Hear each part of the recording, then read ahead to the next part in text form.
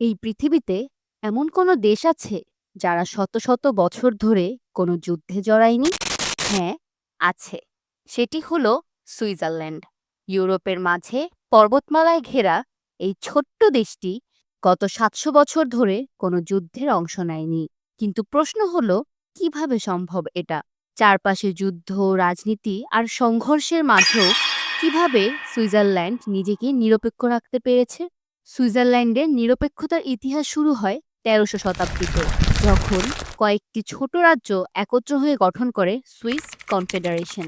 তারা তখনই ঘোষণা করে, আমরা অন্য কারো যুদ্ধে অংশ নেব না, শুধু নিজেদের রক্ষা করব। এই সিদ্ধান্তই ছিল তাদের ইতিহাসের মোড় ঘোরানো মুহূর্ত।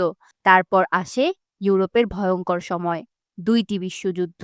প্রথম বিশ্বযুদ্ধ, যা হয়েছিল ১৯১৪ থেকে ১৯১৮ সাল পর্যন্ত, এবং দ্বিতীয় বিশ্বযুদ্ধ, যা ছিল ১৯৩৯ সাল থেকে ১৯৪৫ সাল পর্যন্ত। পুরো ইউরোপ যখন রক্তে ভাসছে, তখন সুইজারল্যান্ড ছিল নিরপেক্ষ। তারা কারো পক্ষ নেয়নি, আবার কাউকেও তাদের ভূমি ব্যবহার করতে দেয়নি। সুইজারল্যান্ড শুধু নিরপেক্ষই নয়, বরং তাদের সীমান্ত পাহারা দিয়েছে অদম্যভাবে। দেশটিতে বাধ্যতামূলক সামরিক প্রশিক্ষণ আছে, যাতে প্রতিটি নাগরিক প্রয়োজন হলে দেশের জন্য অস্ত্র হাতে নিতে পারে। এটিই তাদের আর্মড নিউট্রালিটি, অর্থাৎ শান্ত থাকব কিন্তু রক্ষা করতে জানি। আরেকটি বড় কারণ হলো জেনেভা শহর। এখানে গঠিত হয় বিশ্বের সবচেয়ে গুরুত্বপূর্ণ সংস্থাগুলো, যেমন Red Cross, United Nations office, World Health Organization ইত্যাদি।